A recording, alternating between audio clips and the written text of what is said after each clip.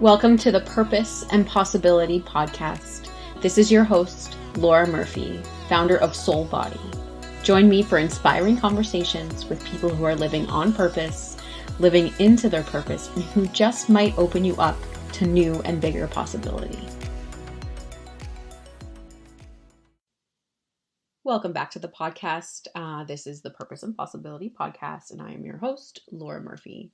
Before we begin today's episode, I'd like to acknowledge that the work that I do through this podcast and that I do through Soul Body takes place on the unceded and occupied territory of the Coastal Salish people, including the Musqueam, Squamish, and Tsleil-Waututh nations.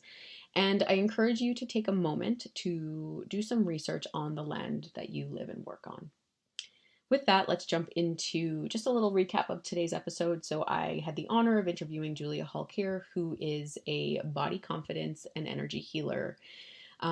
Giulia is one of the most incredible souls that I have ever met. She is bold, she is brazen, she is nurturing, and everything in between.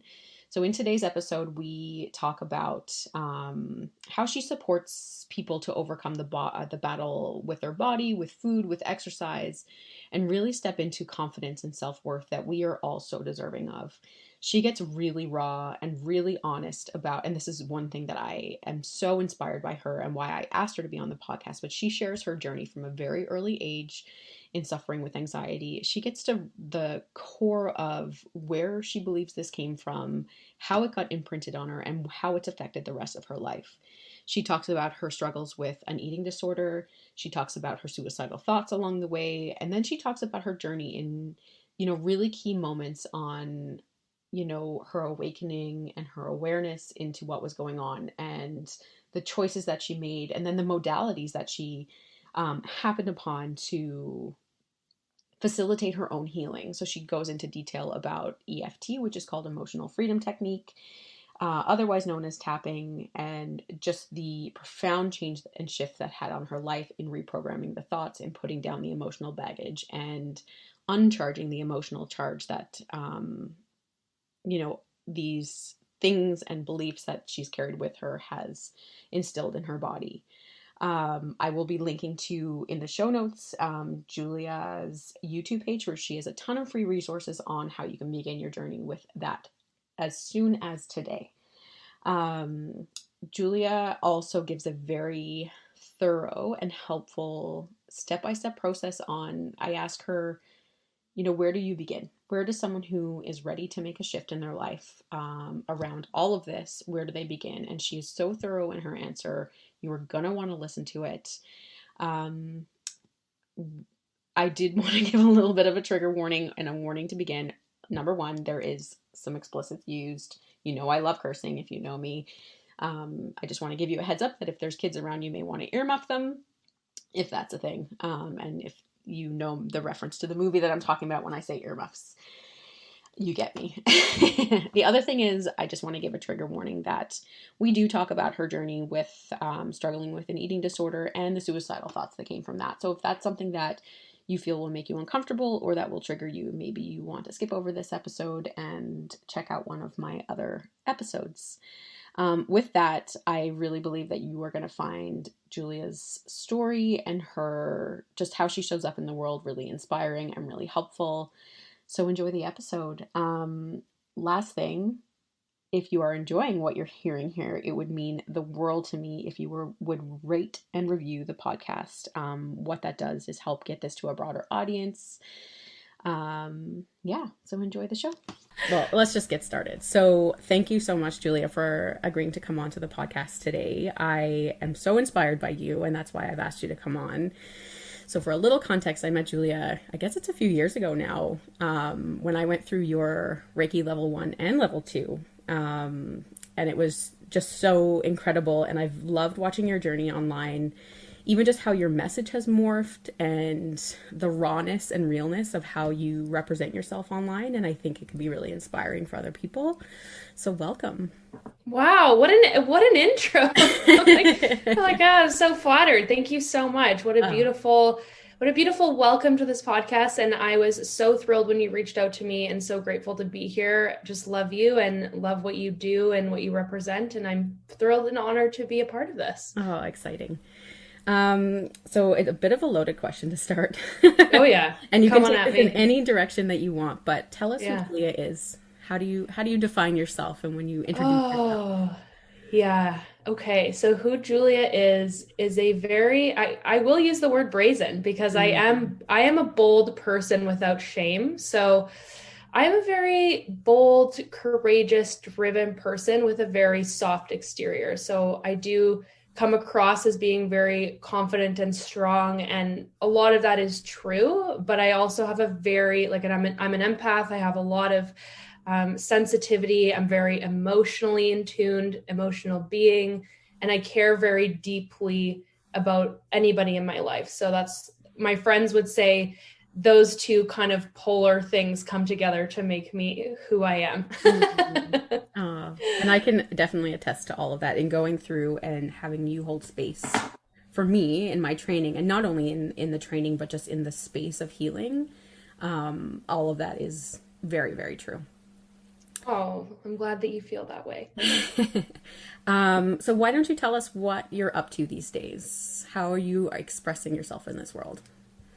Yeah, it's a great question. I mean, like that could go a lot of different ways, I guess, Taking in any way terms that of you want. oh, yeah, what comes to mind is that I've, this COVID time has really I try to look at it as more of a gift than a hindrance. And I've really enjoyed the amount of self healing and reflection that has come from this time and going inward.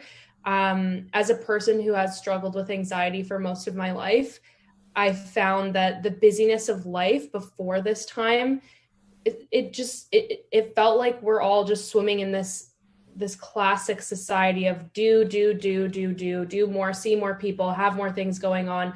And that whole classic dynamic of FOMO of like, what are they doing? Oh, am I? But like, there was just a lot of that energy going on. And so to answer your question in a few ways, I've really enjoyed lately in the last almost 2 years, I guess it's been, or however long, that this has been a really nice period of slowing down intentionally and allowing whatever is meant to come up in our own healing journey to come up to face and work through. Mm. Doesn't mean it's been easy, but I feel like we've been given a lot of gifts from this time to really give ourselves that gift of healing and slowing down and nurturing ourselves in ways that we never have before because we haven't actually been forced to do that. So yeah, I would say that my life has changed quite drastically from being a person who used to be like working a full-time job and also working like 3 other jobs at once and not really giving myself a lot of time to slow down.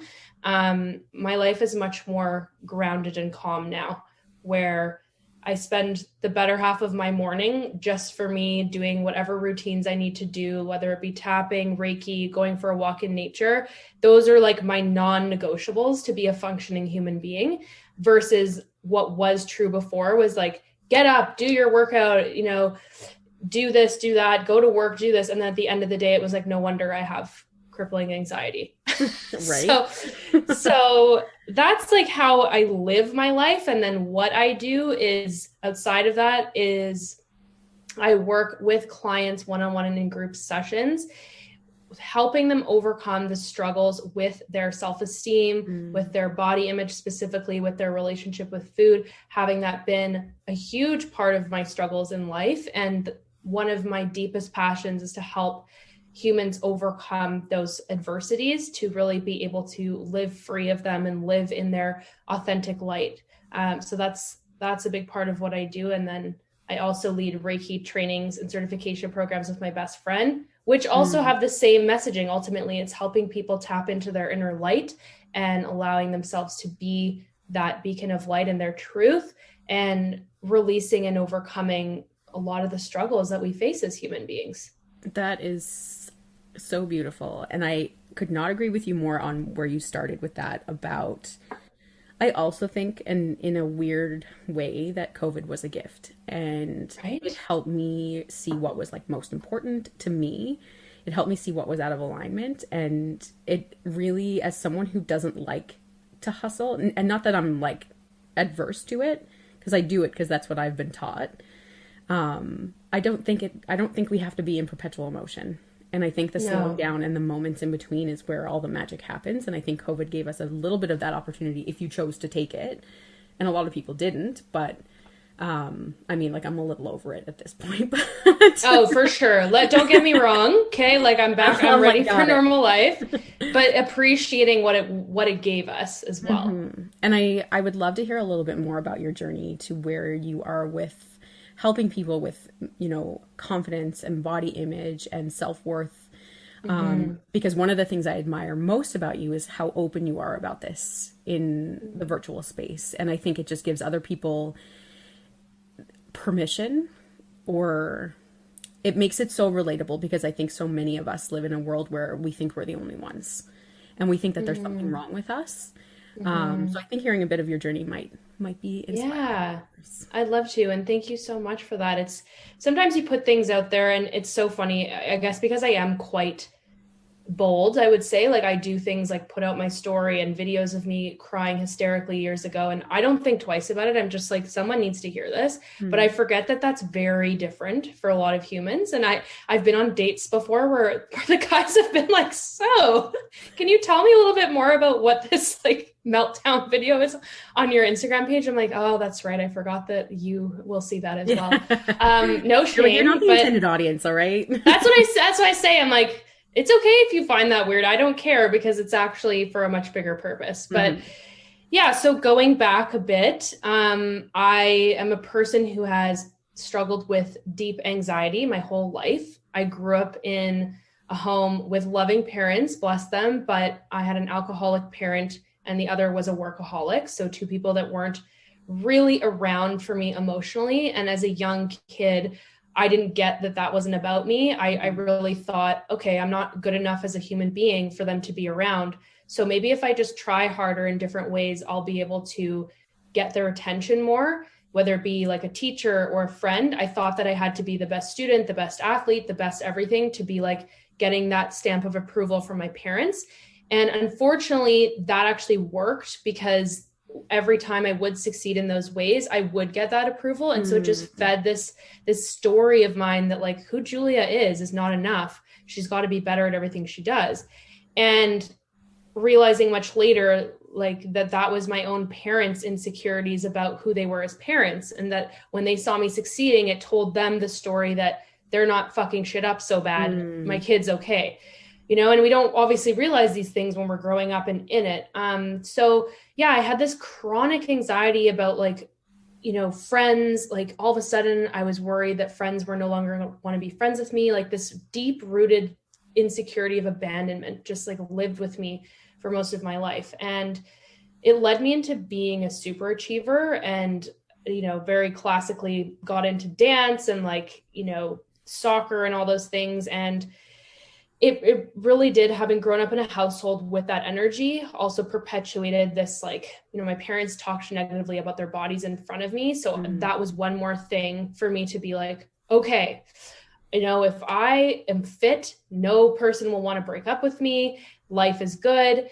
And, you know, the same is true for the success in the dance world. I hate to say it, but unfortunately, that's what I saw. Whether that was true for my teachers, what I saw were the thinner women with longer, leaner bodies being put in the front row and being in the highest level of the competitive dance world. And so one day, kind of unknowingly, unbeknownst to me, after getting my wisdom teeth out, it was so bizarre. Like I just stopped kind of eating. Like, and, you know, I found myself in this pattern of like, this was my way to, I guess, control on some level a part of my life that seemed so chaotic, like being in that alcoholic environment. And yeah, I stopped eating as much, and I would hide it. And my parents like didn't know, because I was really good at sneaking, you know, taking my lunches to school, but then like throwing them out.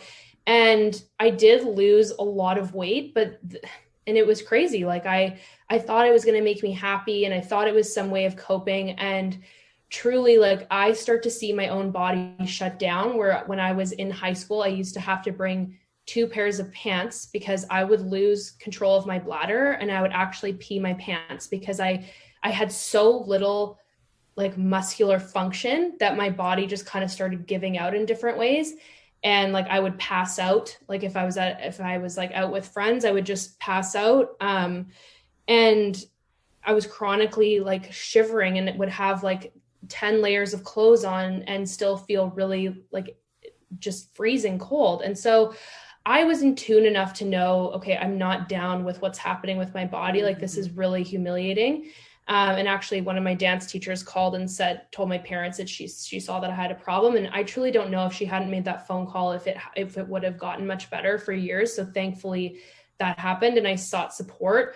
And I think one of the biggest things for me was realizing, like, this journey of trying to change my body doesn't actually lead to more happiness. And thankfully at that young age of 17, 18, I clued in, and I just had this insane drive to be like, I don't want to deal with this shit anymore. I had to go to doctor's appointments twice a week, 3 times a week, and be weighed. And I was like, this is not for me. This is humiliating. I don't like the way they treat me. I don't like the shame and guilt that they pour over you. There has to be like another way. And I just kind of got out of it, and just, that was it. I never looked back to going down that road. But the problem was I didn't heal the underlying root thoughts about myself and my insecurities. And so they kind of manifested in different ways. And as I went off to university, it kind of got worse. It wasn't about the food. Like, I felt really free with whatever I was eating and didn't really have an issue with that per se, but I found it manifesting then in unhealthy relationships with men, and feeling like really just riddled with this anxiety. And at the time, it's like, I don't know, like, I wish they taught us more in school about these things, because as a young woman, like, with anxiety, it, like, that wasn't even really labeled or discussed. Like, I didn't even know what anxiety was. I just knew that I felt outside of my body and chronically, like, upset. And it got so bad that at one point I seriously considered taking my own life. And I ended up calling the help crisis line at university. And this is the crazy thing. My own best friends, I lived with 4 of my best friends. They didn't even know, because I felt so ashamed of what I was dealing with and so different, that I was like, how can I possibly talk to them about this? No one struggles with this. I feel like such a loser. And so I called that crisis helpline, and then that began my journey of working with a psychologist and a psychiatrist and whatever else they provided me. And so luckily through that journey, like, I went on antidepressants for a period of time, but I just felt so disconnected from myself. And I have nothing against medication. I think that they're definitely like something that is very useful, and a lot of people, you know, need them and all that. But for me personally, I felt like really numb and disconnected from myself. And I also just noticed, here's another way of me kind of like band-aiding something that I wanted to really deeply understand how to overcome. And so I basically just became really fascinated with personal development. And when I finished university, I started working for Lululemon. And that was the first time I was really introduced to things like Brian Tracy and Tony Robbins, and people who were out there talking about, like Tony Robbins would talk about his struggles of growing up in an abusive household and how he overcame his own limiting beliefs and stories. And I saw like a mirror, like, oh, there's someone who's going through this. There's hope for me too. And I don't have to deal with this anymore. So yeah, I just became really fascinated with that. And through working at Lululemon, was given a lot of amazing opportunities to do a lot of personal development work. It's like, I'm getting paid for this. This is amazing. And met a lot of people in my life who were equally vulnerable. And remember talking to some of my best friends that I'm still friends with now that I met at Lululemon, and they would be sharing their own struggles with anxiety, depression, disordered eating. And I finally felt home. And it really became clear to me that my drive and motivation in life was so fueled by wanting to help others overcome their own struggles and pain. As I overcame more of mine, I was like, oh, the life that I get to live free of these struggles is so vastly different and so freeing. I want to do everything I can to help people find that same sense of freedom and peace. And originally I thought that was going to manifest itself through like what is traditionally known as life coaching. And at the time, everyone was like, what a joke career. Like, I remember my parents being like, what the fuck is a life coach? Like, you're not doing that. But I just I don't know, I just stayed with my vision and just kind of held that as something that I wanted to get after. And then the more years I worked at Lululemon, the more I tried different career paths, thinking like, if I get this role or that role, I'll finally be happy. And I just eventually realized no role here is going to make me happy. I got every dream job I wanted at that place. And there was something missing for me. And that was that I knew I got to do this on my own. And I have to support people in the way that I want to, not through the lens of like a corporate culture. Mm-hmm. So yeah. So then I basically quit working at Lululemon after like 8.5, 9 years and started working as a fitness instructor, as you know. And funnily enough, it was like, here comes the body image issues again, because you're being put in in an environment where your mirrors are out there again and asking you to really look at them. And I hadn't really like investigated those on a deep level since I was in university. Mm-hmm. So I was faced with a lot of those triggers working in that industry, because you're surrounded by people with like 6-packs left, right, and center. And I'm looking at myself in these photo shoots that we have to do going like, well, I don't look like those people. Like, am I going to fill classes if I look like this? Like, those are the dialogues that are going on. And I just found myself really not doing well with how much exercise I was supposed to be doing. Mm-hmm. And eventually burnt myself out from that, like pushing my body so hard with the exercise from training at the studios. And, you know, I'm sure as well, just from the emotional stress of constantly feeling like there's that dialogue again saying, you're not good enough, you're not good enough, you're not good enough. So yeah, I suffered from an injury. I tore my hip flexor in a spin class. And after that, it was like my life completely changed, and thank goodness. So that injury led me into a period of what is known as adrenal fatigue, although I say that with quotation marks because a lot of people don't believe that's like a true diagnosis. But I basically had I had insomnia chronically for 6+ months. I couldn't sleep.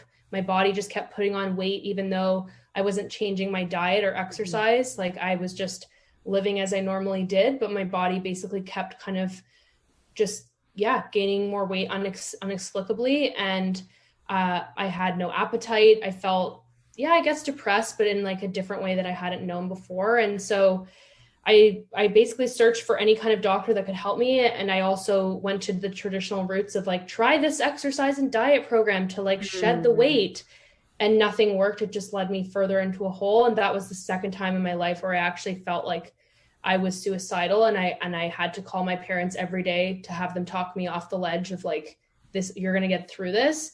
But it was the fact that too, my body had changed so much from what I was used to, that I also was struggling with that in my face of being like, who are you now that you're not, your body doesn't look like it did when you were a fitness instructor. And when you're used to being in the community so full-fledged and people know you as that persona, and a big part of being in the fitness industry is like having a body that's quote unquote fit.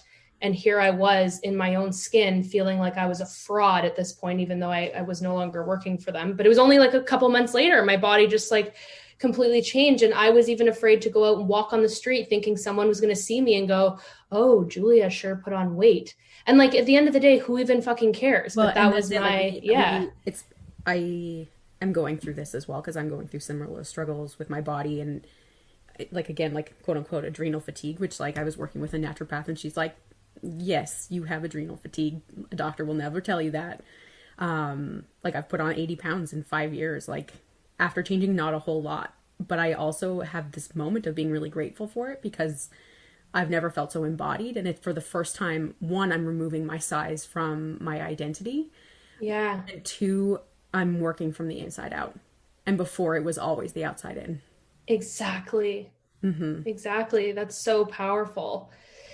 And it's so many people are struggling with this. And this is where I get so like riled up about the diet industry and the diet culture, because we're just taught, to no fault of our own, that the only way to love and accept your body is to restrict it, put it in a box, and put yourself on a treadmill, sprinting at full force to like melt away your body. And having done that many times, it doesn't work. And it just actually drives you into that exact experience of your body basically shutting down and saying, you need to take care of me better because I'm not responding to this way of treatment.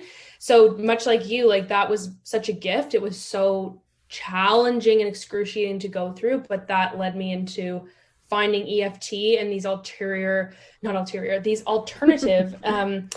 these alternative healing methods that had nothing to do with exercise and all about healing my emotional stress and my anxiety and all the thoughts that were keeping me sick and stuck.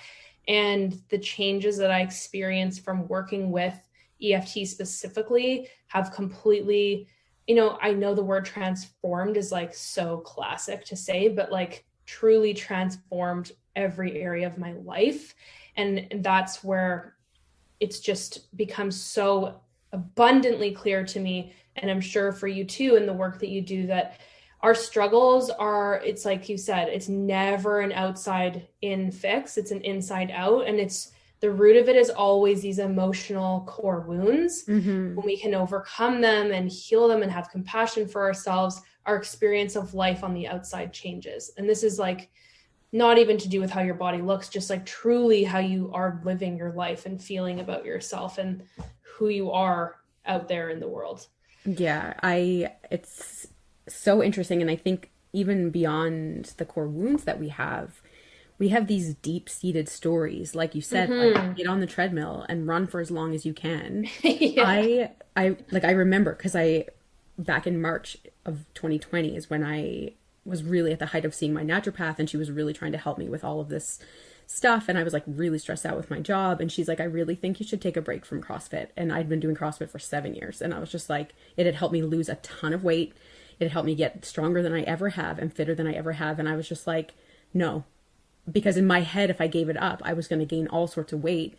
And I didn't want to do it. And then again, the opportunity from COVID, it shut down for months. So I was forced to take a break from it. And honestly, my body needed it. My body needed to just like slow down. I went for walks. And as someone who grew up as an athlete, I'm like, if I'm not sweating, I'm not working out. Oh my gosh, same, right? You're like, what the fuck is Pilates and yoga? Sorry, I don't know if we're allowed to swear on here, but it's like, that's a joke. I'd be like, this isn't working out. Yeah. So it's like also breaking those stories. And I also grew up in a household where my mom was on Weight Watchers as long as I can remember. Like she had like one of the lifetime keys for Weight Watchers because she was in it for so long. So that's all I've ever known is like, the dieting and like restricting and things like that. So to unlearn that has been, like I'm in my late 30s and it's still very challenging. Very challenging. I'd love to hear more about EFT. And for anyone who doesn't know what it is, can you explain it a little bit?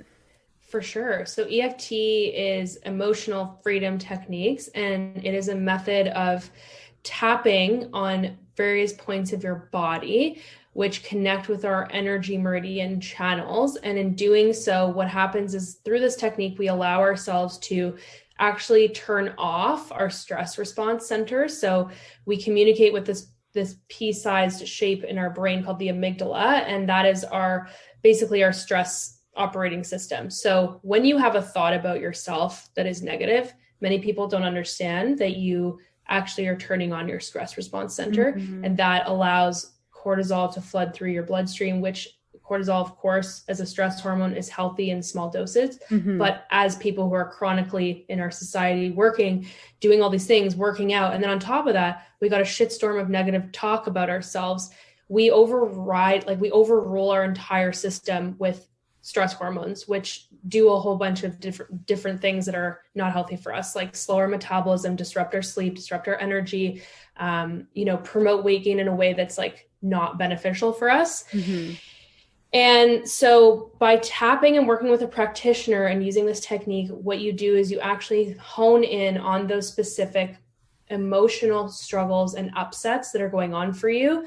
And you actually allow your body and your brain to reprogram that experience and release the emotional charge from it, such that you actually experience this thing called counter conditioning, where your brain no longer has that thought, and that thought no longer has an emotional charge behind it. So in doing that, like you basically free yourself from the negative dialogue and the emotional baggage that comes from all these limiting beliefs and stories that we're talking about. It's a way to reprogram your mind around those things.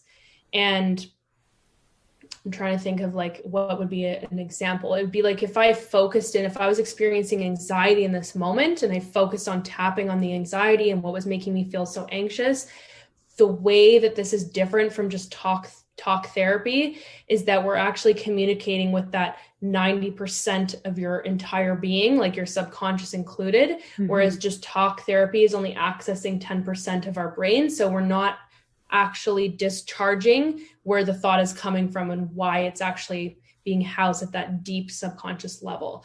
So it's incredibly effective in ways that I've never even known. And as someone who has done talk therapy and coaching my whole life, I found there were a lot of gaps. And when I came across EFT, I was like, holy shit, like how do more people not know about this? It's like, and to feel that it's such an empowering tool because you can learn it yourself and you can do it on yourself. You don't need a practitioner side by side you, much like EMDR or different things that try and accomplish similar results. You're dependent upon a practitioner. You're not for EFT. So there's so much empowerment in teaching people these tools that they can use at any time, at any point in the day, for anything, and experience really amazing results. And that's also why I love breathwork so much as well, is that exactly, it's like I hold the space, but you are doing the work and you're accessing part of you that like I couldn't access for you. It's all you. And I think that's so empowering. And I just think that's such an important part of where wellness is going, is that we have to empower people to have access to these kind of tools. I don't even know where to begin with EFT. So you do that in conjunction with the Reiki that you do as well?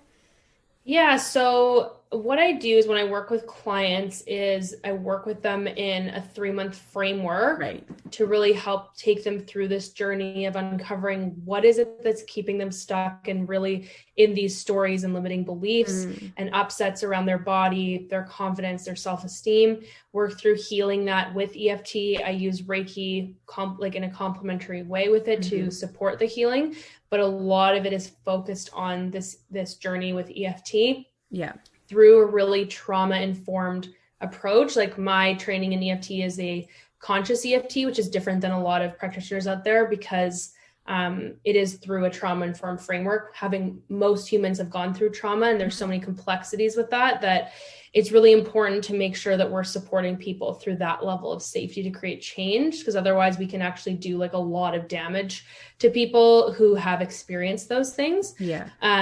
So that's how I work with them, and it's one-on-one or in group settings, and just following kind of the same proven framework to achieve those results, and overall giving people the tools to empower themselves to apply the tools to other areas of their lives beyond their body, beyond food. Like I've got people working through debt and financial blocks and all those different types of things that all stem from those same underlying stories, right? Yeah. It's like the way we feel about our bodies isn't limited to our bodies or food. It shows up in intimate relationships. It shows up with money. It shows up, they're all the same.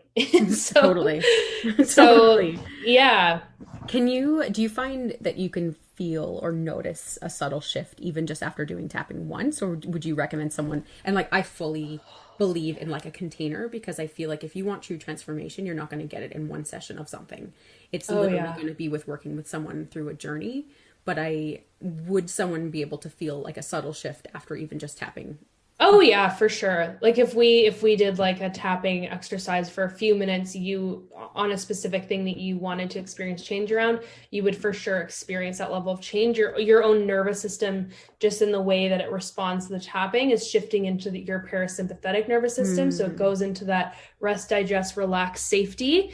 And that's how we can become most in tune. Similar with breath work. Like that's how we get in tune with our highest selves in that channel. We block that with fear and worry and doubt and insecurity and all of that. So its purpose is to really just realign you with your truth and your highest self. And you can achieve a lot of that even in just a few minutes. And that's why I've put out so many free resources on YouTube, because I was once out there swimming in so much of my struggles and needing support. And I was like, how do I need there to be resources out here for me, even though, I get that you're supposed to pay for a practitioner, but like, I just felt so compelled to want to give a lot for free to people who just need the support right now and either can't afford working with someone or, you know, maybe just don't have enough information about the modality to want to dive into it. It just was something that I feel really passionate about, just giving a lot of that out there for people to receive and try it and get the support that they need to start making some level of positive change in their lives. And that's amazing. And I'll link to your YouTube channel in the show notes if anyone wants to give it a try. I also highly recommend working with Giulia. Like I said, the space that you hold is so healing, and energetic. I've been to the ritual a good few times. Oh yeah. So just, yeah, energetic and lovely and healing, and just the space that you hold is really beautiful. So I highly recommend. That's so kind. That's so kind. I really appreciate that. Yeah, I'm definitely a little bit different in that way. Like I obviously, as I said, I have my like soft interiors, and I really do believe in holding that soft, nurturing space for people. And I think it's just my personality of I see, I'm much like you, like I don't want to say the word is potential, but I see people's lights so clearly that I'm kind of like this cheerleader that I just get really excited and passionate about, like propelling people forward on their path and being like, what can I do to help you rally behind that? And that's where kind of more of that brazen side of me comes out, where I'm like, okay, like the energy is coming, and we're gonna pair that nurturing healing with also this energy of like, let's just fucking take this shit by storm and get it going and say goodbye to the bullshit, because that's what we deserve. So Yeah. Oh, I love yeah. that. Where would you suggest someone start if they're just getting started with their journey of, you know, body confidence and, you know, fixing and healing to where they are today, kind of thing? Yeah, I would say that, I mean, first step with any of it is having this awareness that, first of all, you identify where you're struggling and try to practice having compassion for yourself in that struggle, knowing that so many of us, when we see ourselves struggling, we just either put the pressure on ourselves to see instant fixes, which just kind of perpetuates the issue, or we judge ourselves and really blame ourselves for where we are. So a big part of this is just having that gentle awareness, that knowing where you're at, having compassion for where you are, and having the desire to change, and also inviting in the truth that a lot of this, most of this, is our conditioning from our culture and society and programming and media. And so it's not your fault. It's like, this is stuff that we've been conditioned to believe. And when we can really tune into that, we gain a little bit of separation from feeling like it's ourselves to blame, and actually just the awareness that I actually grew up with this programming, and now I have choice to decide I don't want to believe the things that I do about my body anymore. And I always suggest, like, as simple as it is, and I'm sure many people have said this over and over again, it's like, you have to diversify. If you're on Instagram, like everybody is all day long, you have to take ownership for that and diversify your feed and choose to follow people that help you to feel more normal. You're not going to feel normal if you're looking at a body type that's like 2% of the world and is also edited with like God knows how many filters. Like, it's part of our responsibility to take control of what we see and to say, I'm actually just not going to allow that to be what I bathe myself in every day. I'm going to actively choose to surround myself in people and energy that help me see what is true and help me see, you know, that I am normal. There's nothing wrong with my body, quote unquote. And we can't feel that way when we're subjected with the same brainwashing. So that's a part of it too. And then to also, like, just bringing ourselves into that space, like how you connect with your authentic self and your truth, and knowing that, you know, it's not about your body, it's not about your weight, it's not about any of that. It's like, how you separate yourself from that is doing practices like breath work, like Reiki, like tapping, to ease your stress and nervous system and come back into that space of connection with your authenticity. And we block that with that negative dialogue and the stress. And again, it's not your fault. So much of this we're just conditioned with and we grow up with, and we don't even realize. But there are a lot of amazing tools out there that you can just take a few minutes to do every day and create a lot of powerful change. And many people don't even realize that when you're even slightly activated in your stress system, the part of your brain shuts off that's responsible for feelings like confidence, compassion, feeling appreciation for self. You physically just cannot access that.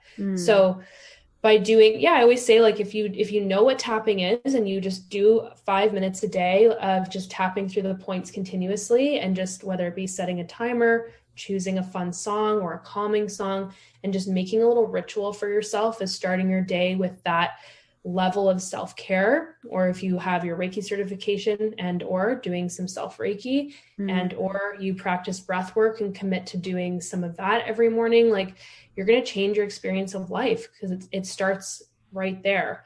And then, of course, if you are feeling like you're really struggling and you have a deep vision for what you want to experience differently, and you feel really passionate about overcoming those belief systems and all the shit that's keeping you stuck in your body, or, your confidence, and you're feeling like you're really hiding in your life, as so many do, then of course, work with a practitioner, work with someone you trust and love. Like, that's a huge part of it too, is I don't personally believe, as many tools as we can have ourselves, I don't personally believe we're designed to know how to solve and fix our deep inner workings. It's like there's such beauty in surrendering and being held by someone else, and just letting go and not having to fix ourselves. Like, it's a lot of work to feel like, and I say this in my coaching calls, and I say this in breathwork all the time.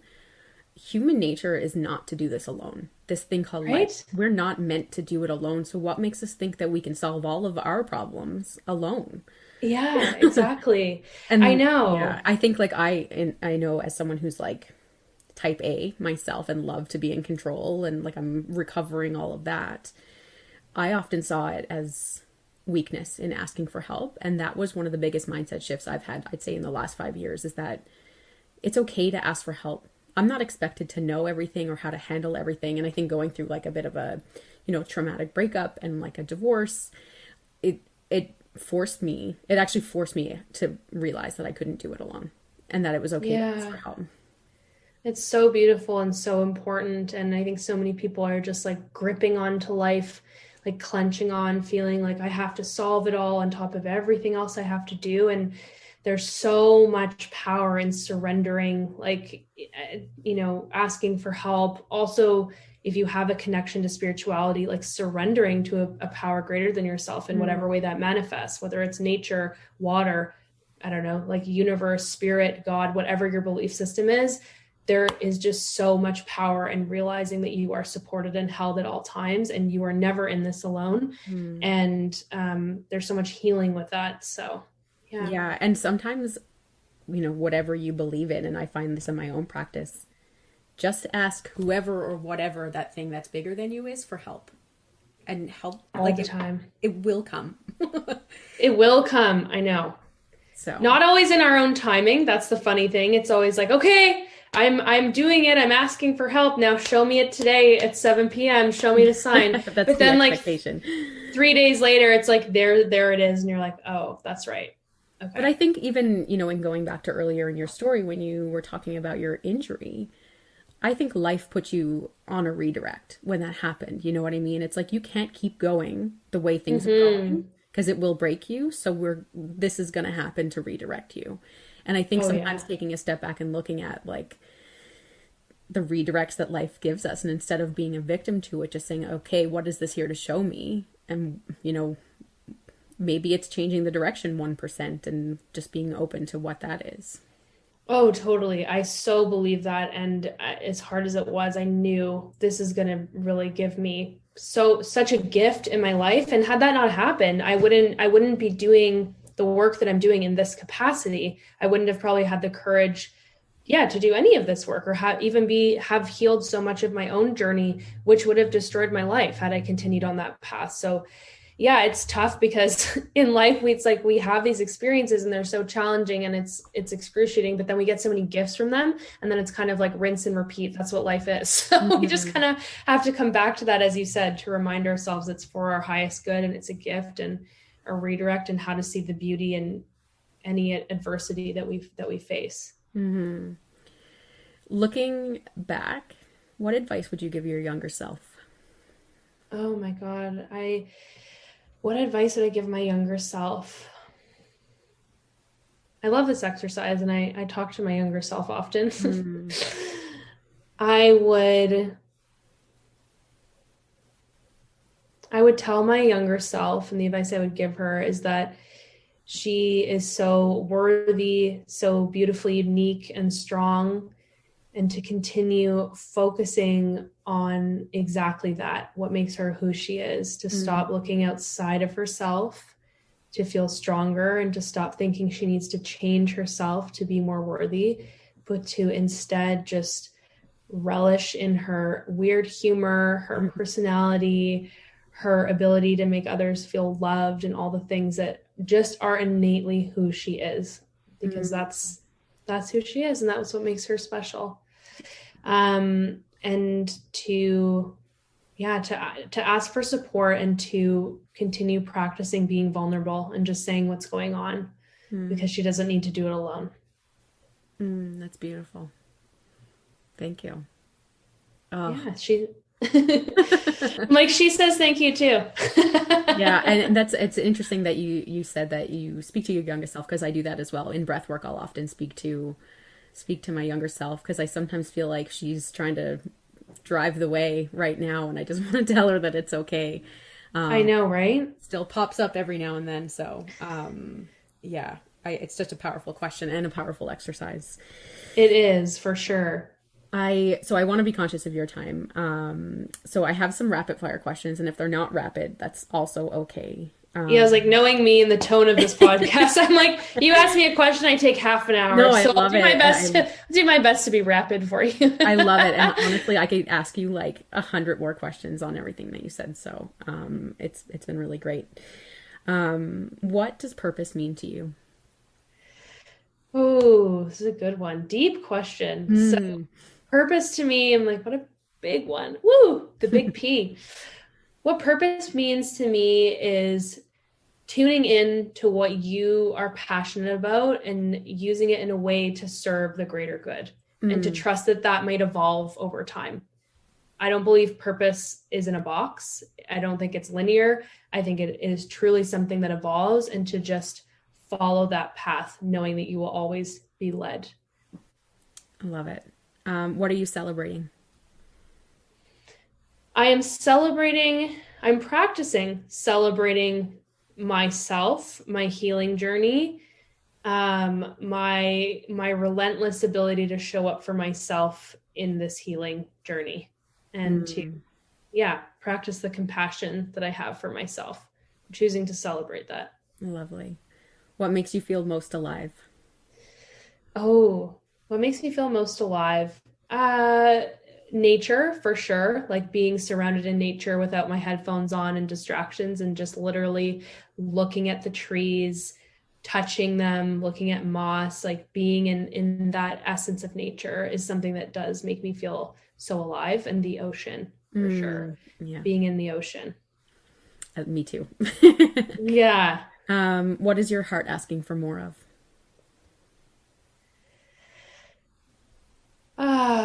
My heart is asking for more compassion, trust, and nurturing practices. So slowing down. And for me, that looks like more so in the morning and before I go to bed, just really anchoring in those solid practices to take care of my body, myself, my nervous system, to be the clearest channel to my highest self.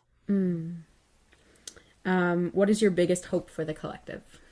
Again, just an easy question. I know, I'm like, these rapid fires, it's not like, do you like Skittles or like chocolate?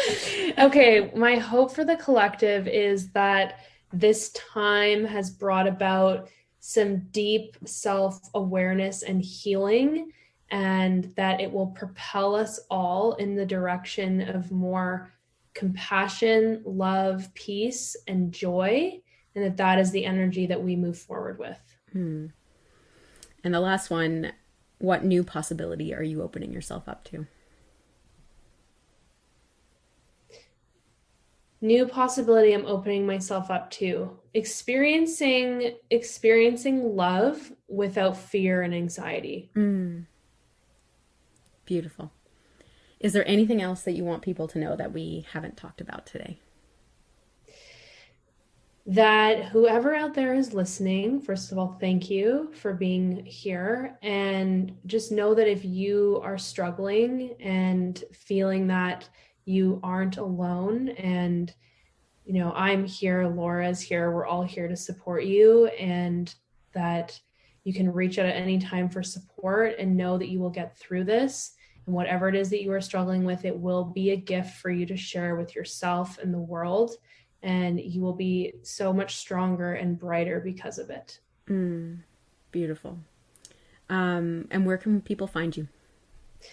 People can find, it's like walking down the street in North Van.